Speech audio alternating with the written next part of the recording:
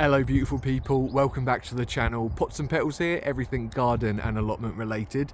It's Saturday morning, it's not quite yet 9 o'clock and we're in for quite a mild day. We're sort of looking at 13-14 degrees as the highest, which is quite warm compared to some of the temperatures that we've seen over the last couple of weeks down here in the minus figures. But with that warm air does mean that we are due a little bit of rain this afternoon, and the winds also seem to be picking up. Today they're sort of around 15-16 miles per hour, but tomorrow evening they should be picking up to about 45 miles per hour, so that is quite gusty. But I have got plenty of things to get on with today and tomorrow, so don't worry, this weekend you will be getting 2 adventures from down here on the plot. Now if you remember last weekend I was meant to come down here on the Sunday because I've got the wildlife camera and I also wanted to get the raised bed installed, the corrugated metal one, but because of the puncture that I got on the Sunday morning I just wasn't able to get down here, so that's a bit of a funny story.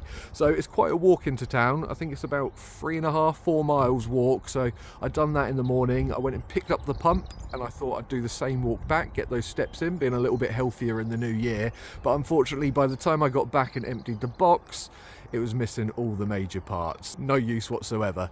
So we managed to get the tyres sorted on the Tuesday, so all of that's done, and that's meant that I've been able to get down here today. So we've got 2 main jobs that I'd like to get done today. We have got the raised bed, which I got from B&Q last weekend. Now if you remember, it was covered in a plastic film and it was flying all over the plot, so I took that home and dealt with that there because I didn't want the plastic all down here in the garden. So that's all sorted. We've just now got to assemble it and put that underneath the pear tree, and we'll probably pop down to the wood chip and just fill that up halfway because that would cost an absolute bomb to fill that full of compost. So we'll get that ticked off the list today. And then the other job that I really want to get done today, which is quite exciting, is I want to install the wildlife camera over in the wildlife area down near the pond so that we can see what's going on down here of an evening when we're not down on the plot. So I know I've seen deer here, I've seen foxes, I've seen some hedgehog poo as well, but I just want to see what else is going on down here. So yeah, we'll get that all installed, and then hopefully when I come down here tomorrow I'll be able to get some of the footage and show you on Sunday what we've caught on the camera. So that is quite exciting, and I'll take you through the type of camera that I got because it is quite a budget one in case you guys wanted to get one for yourself, and I'll also take you through the setup and where I'm going to put it and how we go about doing that. So yes, that is the other exciting little job, and as always there's always some other little bits and bobs along the way. I found a few more tulips that seem to have been popping up above the soil, so I'll take you over to have a little look at that. And yeah, there's always some other little updates. So come on, let's get stuck into it. And first of all, I think we're going to get the camera installed because yeah, I'm most excited about that one. So come on guys. I've just had to pop into the shed because it's getting a little bit windy out there. But look, here is the wildlife camera that I picked up from Amazon. So this is an absolute bargain. I believe it's called Ceyomur and it's the CY50 edition. This only cost me £35 from Amazon. And once I run through some of these features, you're going to think what an absolute bargain it is. So not only does this camera film, it also takes photographs. So photographs can be set to up to 30 megapixels and the filming can be up to 20 megapixels. So for the price of the little unit, I'll tell you what, that is a really crisp image that you're going to get. And not only does it film during the day, it can film at night time with this special little infrared lens that we've got here. So it will be black and white, but it should be really crisp with that 20 megapixel camera that you've got. Now the whole unit itself is completely waterproof. So you've got a little screen in here. So if I just undo that, we can see this little 2-inch screen just there. Now all of this will encase all the electrics in there, so you're absolutely fine. And if we just turn it on, you will be able to see that screen just light up. So that allows you, when you're setting up the camera, you're not guessing where this is pointing to. You'll be able to easily see on the screen just down here where you're filming. So yes, this will come in very handy when it comes to setting up this camera. Now I'll take you through the actual menu and everything in just a moment. So we'll just turn this guy off and we'll close that up. Not only that, but it does come with a little lock here, so if you wanted to padlock it and use this for security, that is always a possibility. But yeah, for £35 I think this is absolutely amazing. Now it doesn't come with everything, so it does need 8 AA batteries. Now I've bought some rechargeable ones because I think you'd be getting through batteries like there'd be no tomorrow. I've heard that it could last anything from a day to 4 days depending on how much activity it is filming. And then the other thing that that you will need to buy is a little SD card as well, up to 30 gigabytes, I believe, and that will just store all of your footage on this little camera. So yeah, we'll set this up, and then what we'll do is we'll take this SD card of an evening, take that home, and hopefully we'll be able to take some of the footage from it. So although you don't get the batteries and the SD card, you do get a few other little bits in here as well. So if you were to have this at home maybe as a security camera, or you had it in one fixed place, it does come with a wall mount, some raw plugs as well, and also this little fixture here. So as you can see under here, we'll just screw that in. We'll do that now just to show you.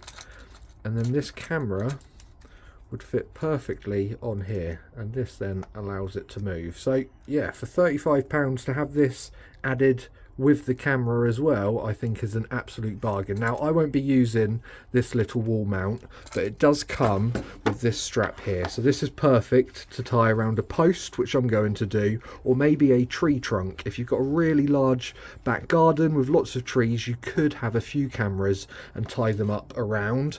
And then this little lead here allows you to take some of the footage without taking the SD card out. Now I think you'd need a laptop or something that would take that USB port, which I don't have, so I think it will just be a point of removing the SD card every time I want to take some footage. But yes, for £35 you do get some extra little bits in there as well as the camera.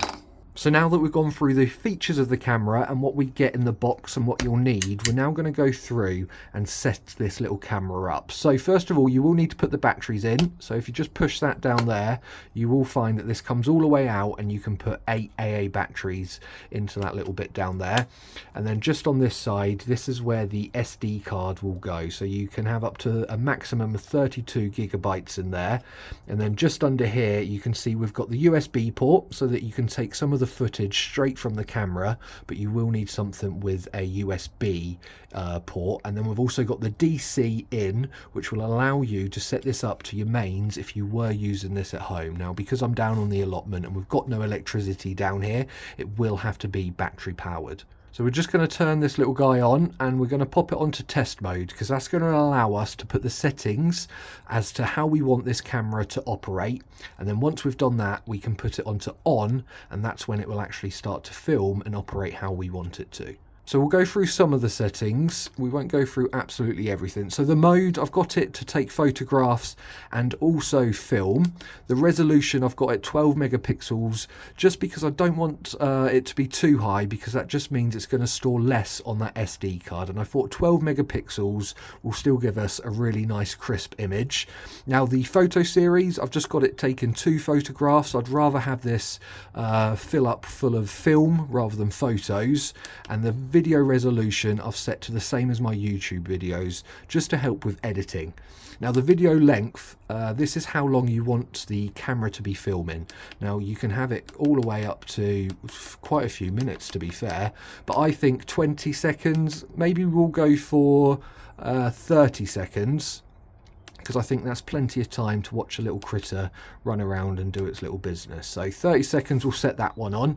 Now the cycle storage, now this depends on how you want the SD card to operate. If you'd like it to fill up and that be that, then put that as off. But if you'd like it to start deleting some of your older footage and replacing it with the new stuff, then you do want to put that to on. The next drop down, we've got the PIR interval. So this is how often your camera is going to reset. So I've currently got that to 10 minutes, because I think, say a little bird comes down or a fox comes to visit, it'll probably only be around for 5 to 10 minutes, at which point I'd like this to reset and take some photographs or picture of the next little animal that comes in. If you set this a little bit too low, it will just take pictures of the same animal over and over again. So I will go for 10 minutes on this one, because I think that's plenty long enough.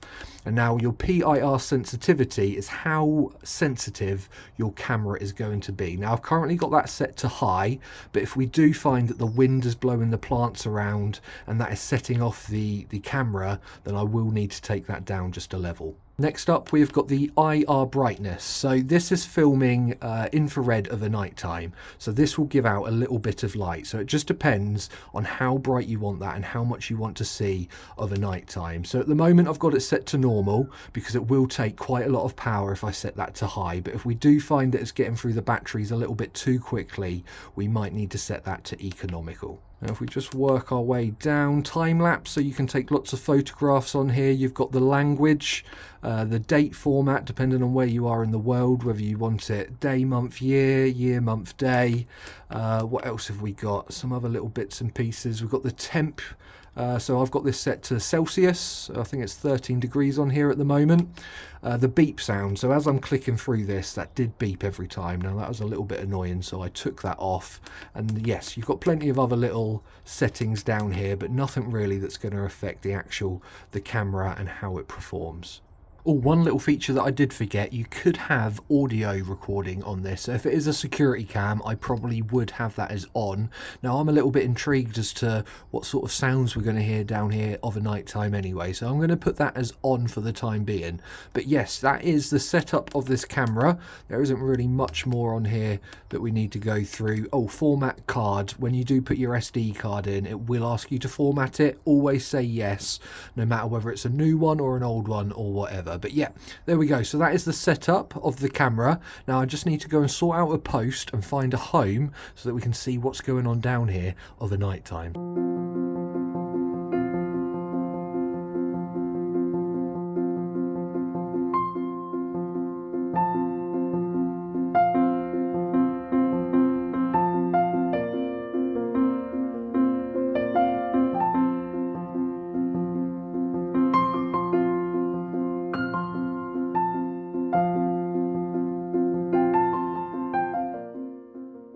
I was going to find a little post and pop this into the wildlife area, but I thought this tree is the perfect sort of angle and we'll be looking just down here. So I can imagine that some of the animals probably come from this sort of wildlife area over here into the pond, but they probably also walk down this little path here to come and have a little drink. So the camera is looking right down on this little area here. So I am hoping that we should be able to find some little critters and seeing what they get up to at night time down on the plot.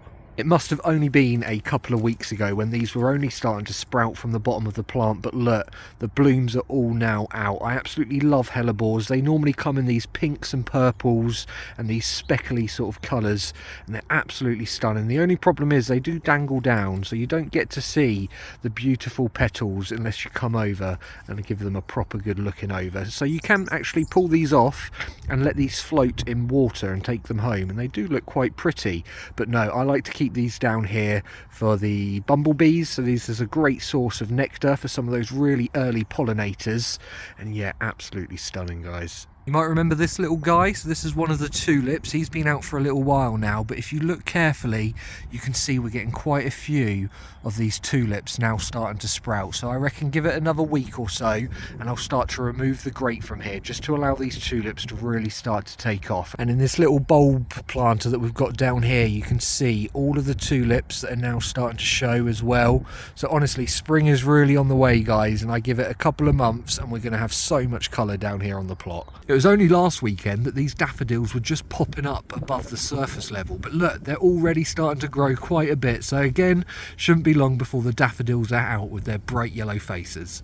Right, so it's time to put up the corrugated metal raised bed. So I got this from B&Q a couple of weeks ago, and I was meant to put it up last weekend, but it was just covered in this plastic film, and getting it off was an absolute nightmare, and it was floating around all over the plot. So I took that home, and I managed to get rid of that there, and I brought it back down today so that we can start putting it together. So in here we have got two straight pieces of the corrugated metal, and they all make the sides, and then we've got the four curved ends, and they're going to make the ends of the bed. So we've got all the metal sides, and then we've also got some of the nuts and bolts, and also an Allen key, just so that we can tighten them up. Now it does come with a rubber seal just to put around the top end, because this is quite sharp metal and you could slice your hand on it. So I will install that once I found a home for it. But for now, let's just get this all together, assembled, and then we can find a nice new home for this raised bed.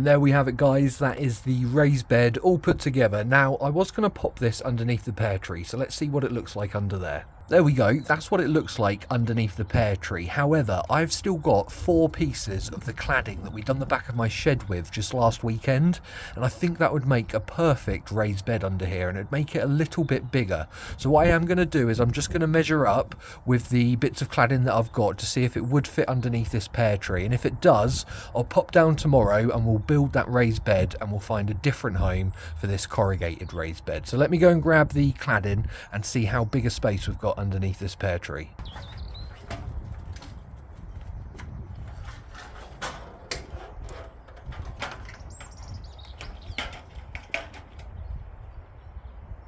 So that is all we've got time for today, folks. I'm definitely going to build the raised bed using some of the cladding underneath the pear tree, because that's going to give me a lot bigger bed than what we'll get with the corrugated one. So we will find a new home for that. I'm thinking somewhere around near the poly house, but we'll decide that tomorrow when I pop down and we'll build that raised bed together using some of the cladding. Another reason why I want to pop down tomorrow is I want to see if we've been able to film anything on the wildlife camera. So that's quite exciting. And if we do get anything, I promise I'll show you in tomorrow's video. Another thing that I must get done this afternoon is I've got to pop to a couple of garden centres just so that I can pick up some of my seed potatoes and start looking at some of the seeds for 2024. So if I get a good haul together, we can run through some of the seeds and bits and pieces that I've bought for 2024. So yes, that is all from me today, guys, but I'll be back again tomorrow for another adventure down on the plot. Don't forget to subscribe, like, comment, all of that good stuff, and I'll see you all very soon. So take care, guys. See you later. Bye bye.